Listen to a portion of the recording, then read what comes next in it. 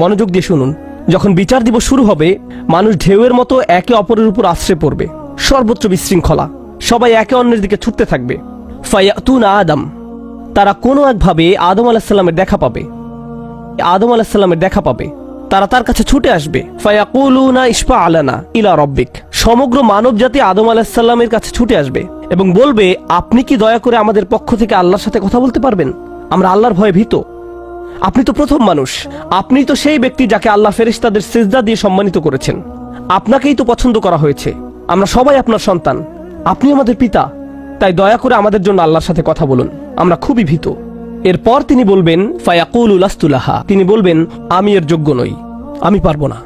ফায়াকুলু লাস্তু লাহা ওয়ালাকিন আলাইকুম বিইব্রাহিম, তোমরা কেন ইব্রাহিমের সাথে কথা বলছো না? তোমাদের উচিত ইব্রাহিমের সাথে কথা বলা। অতএব মানব জাতি এখন কার খোঁজ করছে? ইব্রাহিম আলাইহিস সালাম। ফাইন্নাহু খলিলুর রহমান, তার কাছে যাও, কারণ তিনি রহমানের খুবই কাছের বন্ধু।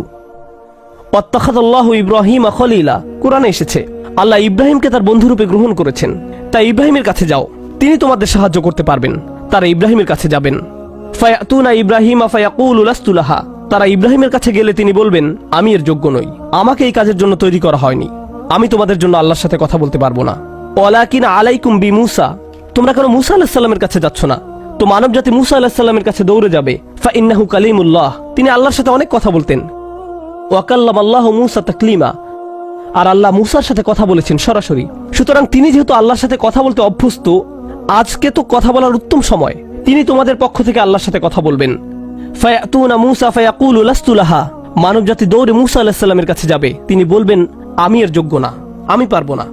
ওয়ালাকিন আলাইকুম বিঈসা, তোমরা ঈসা আলাইহিস সালামের কাছে কেন যাচ্ছ না? ফাইন্নাহু রূহুল্লাহ ওয়া কালিমাতুহু, তিনি হলেন আল্লাহর দেওয়া রূহ এবং তিনি আল্লাহর কালিমা, আল্লাহর হুকুমে তিনি অলৌকিকভাবে জন্মগ্রহণ করেন। কুন ফায়াকুন, অতএব তিনি যেহেতু সকল রাসূলদের মাঝে বিশেষ মর্যাদার অধিকারী, তার কাছে যাও, তার সাথে কথা বলো। সকল মানুষ দৌড়ে ঈসা আলাইহিস সালামের কাছে যাবে। ফায়াকুলু লাস্তু লাহা, তিনি বলবেন আমি পারবো না, এই কাজ আমার জন্য নয়, আমাকে এই কাজের জন্য তৈরি করা হয়নি। তারপর তিনি বলবেন ওয়ালাকিন আলাইকুম বিমুহাম্মাদিন সাল্লাল্লাহু আলাইহি ওয়াসাল্লাম, মানব জাতি তোমাদেরকে মুহাম্মদ সাল্লাল্লাহু আলাইহি ওয়াসাল্লামের কাছে যেতে হবে। মানুষেরা তখন রাসূলুল্লাহ সাল্লাল্লাহু আলাইহি ওয়াসাল্লামের কাছে যাবে। এখন রাসূল সাল্লাল্লাহু আলাইহি ওয়াসাল্লাম আমাদের বলছেন ফায়াতুনি ফাআকুল, সবাই তখন আমার কাছে আসবে আর আমি তাদেরকে বলবো। এখন রাসূল সাল্লাল্লাহু আলাইহি ওয়াসাল্লাম আমাদের বলছেন আনা লাহা, আমার জন্য এই কাজ, আমি এই কাজের যোগ্য। আনা লাহা ফাআস্তাযিনু আলা রব্বি, প্রসঙ্গত আমি আপনাদেরকে আরো বলার পূর্বে বিচার দিনের একটা দৃশ্য হলো, আল্লাহ বলেন ইয়াউমা ইয়াকুমুর রূহু ওয়াল মালাইকাতু সাফফান লা ইয়াতাকাল্লামুনা ইল্লা মান আযিনা লাহুর রহমান ওয়া ক্বালা সাওয়াবা, যেদিন রূহ ও ফেরেশতাগণ সারিবদ্ধভাবে দাঁড়াবে, এমন এক সময় থাকবে যখন কেউ কথা বলতে পারবে না, এমন এক ধরনের নীরবতা, এমন নীরবতা বিরাজ করবে যার কথা মানবজাতি কোনোদিন শোনেনি, এমন ধরনের নীরবতার অস্তিত্ব কখনো কোনোদিন ছিল না। সেই রকম পিনপতন নীরবতায় আল্লাহ বলেন লা ইয়াতাকাল্লামুন, কেউ কথা বলতে পারবে না, ইল্লা মান আযিনা লাহুর রহমান, দয়াময় আল্লাহ যাকে অনুমতি দিবেন সে ব্যতীত, আর তিনি হলেন মুহাম্মদুর রাসূলুল্লাহ সাল্লাল্লাহু আলাইহি সাল্লাম। তিনি এমন সময় আল্লাহর কাছে আসবেন যখন সৃষ্টির কারো একটি শব্দ করার অনুমতি থাকবে না, সৃষ্টির কারো কোনো আওয়াজ শোনা যাবে না। তিনি আল্লাহর সামনে এসে আল্লাহর কাছে কথা বলার অনুমতি চাইবেন। ফায়ুযানু লি, তিনি বলেন আমাকে কথা বলার অনুমতি দেওয়া হবে। ওয়ায়ুলহিমুনি মাহামিদা আহমাদাহু বিহা লা ইয়াহদুরুনিল আন, সেই দিন আল্লাহ আমাকে স্পেশাল একটি দোয়ার মাধ্যমে তার প্রশংসা, তার কৃতজ্ঞতা করা শেখাবেন, যেটি বিচার দিবসে আমাকে দেওয়া হবে, যা এর পূর্বে কাউকে দেওয়া হয়নি, কোনো সৃষ্টিকে দেওয়া হয়নি। এক স্পেশাল ওয়াহি রাসূলুল্লাহ সাল্লাল্লাহু আলাইহি সাল্লামকে দেওয়া হবে বিচার দিবসে, যা কোনো সৃষ্টিকে দেওয়া হয়নি। আর তিনি সেই দিন সে স্পেশাল উপায়ে আল্লাহর প্রশংসা করবেন, লা ইয়াহদুরুনিল আন, আর সেই ওহী এখনো আমার কাছে আসেনি, সেই দোয়া এখনো আমি জানি না। ফা আহমাদাহু বিতিলকাল মাহামিদ, তারপর আমি আল্লাহর দেওয়া সেই স্পেশাল বাক্যগুলোর মাধ্যমে আল্লাহর প্রশংসা করব। ওয়া আখিরু লাহু সাজিদান, আমি সেই বাক্যগুলো উচ্চারণ করার পর আল্লাহর সমীপে সিজদায় অবনত হব। কিয়ামতের দিনের দৃশ্যপটে রাসূলুল্লাহ সাল্লাল্লাহু আলাইহি সাল্লাম এমন জায়গায় থাকবেন, এই অবস্থাকে বলা হয় মাকাম মাহমুদা, একটা স্টেশন, অথবা বলতে পারেন এমন একটা স্টেজ যা প্রশংসিত, আর মানবজাতি সেটা প্রত্যক্ষ করবে। আমরা সবাই এটা দেখতে পাবো, আমরা সবাই তখন নিশ্চুপ থাকবো, আর তিনি সিজদায় পড়ে যাবেন। তিনি যখন সিজদায় পড়ে যাবেন তখন আল্লাহ আযজা ওয়া জাল্লা তার সাথে কথা বলবেন।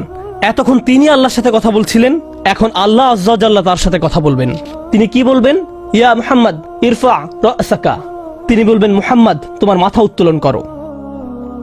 ওয়াকুল বলো, ইউসমা আলাকা তোমার কথা শোনা হবে। শুধু যে আল্লাহ তার কথা শুনবেন তা নয়, বরং বিচার দিনে উপস্থিত সবাই তার কথা শুনতে পাবে। ইউসমা আলাক, তারপর আল্লাহ বলেন, ওয়াসাল তুতা চাও তোমাকে দেওয়া হবে, তুমি যা চাও দেওয়া হবে। কিয়ামতের দিন আল্লাহর একটি সৃষ্টি কেমন পজিশনে থাকলে আমরা সবাই যখন আল্লাহর নিকট ভিক্ষা চাচ্ছি, আতমিম লানা নূরানা ওয়াগফির লানা, হে আমাদের পালনকর্তা আমাদের নূরকে পূর্ণ করে দিন এবং আমাদেরকে ক্ষমা করুন, এই কথা বলে আমরা আল্লাহ আজ্জা ওয়া জাল্লার কাছে কাকুতি মিনতি করতে থাকব। আর এখানে আল্লাহ তার এই সৃষ্টিকে বলছেন, তুমি চাও, তুমি যা চাও আমি দিব। সাল তুতা, এই হলো আমাদের রাসূল সাল্লাল্লাহু আলাইহি সাল্লাম। তারপর আল্লাহ বলবেন, ওয়াশফা, তুমি যদি কারো পক্ষ থেকে কথা বলতে চাও, তুমি যদি কারো ব্যাপারে সুপারিশ করতে চাও, যাও সুপারিশ করো। তুষাফা, আমি তোমাকে অন্য মানুষদের পক্ষ হয়ে কথা বলার অধিকার দিলাম। তুষাফা, এই গ্যারান্টি আল্লাহ তার রাসূল সাল্লাল্লাহু আলাইহি সাল্লামকে দিয়েছেন। ফাকুলু ইয়া রব, তখন আমি বলবো ইয়া রব, উম্মতি উম্মতি, তিনি সর্বসাকুল্যে এই কথা বলবেন, এটাই তার সম্পূর্ণ বাক্য, আমার উম্মাহ আমার উম্মাহ, আমার মানুষ আমার মানুষ। কিয়ামতের দিন সবাই বলবে, নাফসি নাফসি, আমি নিজে আমি নিজে আমি নিজে। আল্লাহর নবীরা যারা মানুষকে আল্লাহর দ্বীনে আনার জন্য দিবারাত্রি পরিশ্রম করে গিয়েছেন, যেমন ইব্রাহিম আলাইহিস সালাম, যার এই দুনিয়ায় থাকাকালীন সময়ে শুধু একটাই উদ্বেগ ছিল মানুষের মুক্তি। বিচারের দিনে তিনি বলবেন, না, যাও অন্য কোথায় যাও, যাও মুসার সাথে কথা বলো। মুসা আলাইহিস সালাম, যিনি বনি ইসরাইল নিয়ে চিন্তিত ছিলেন, তিনি বলবেন, না, যাও ঈসার সাথে গিয়ে কথা বলো। আর আমাদের রাসূল সাল্লাল্লাহু আলাইহি সাল্লাম বলবেন, প্রসঙ্গত কোরআনে কিয়ামত দিবসের যে ভয়াবহতার কথা বর্ণনা করা হয়েছে তা একবার চিন্তা করে দেখুন। ইয়াউমা তারাউনাহা তাযহালু কুল্লু মুরদিআতিন আম্মা আরদাআত, প্রত্যেক মা যে তার বাচ্চাকে দুধ খাওয়াচ্ছে তার বাচ্চাকে ফেলে দিবে যেন সে কিছুই না। ইয়াফিরুল মারউ মিন আখিহি ওয়া উম্মিহি ওয়া আবিহি, সেদিন মানুষ তার ভাইয়ের কাছ থেকে পালাবে, মায়ের কাছ থেকে পালাবে, বাবার কাছ থেকে পালাবে।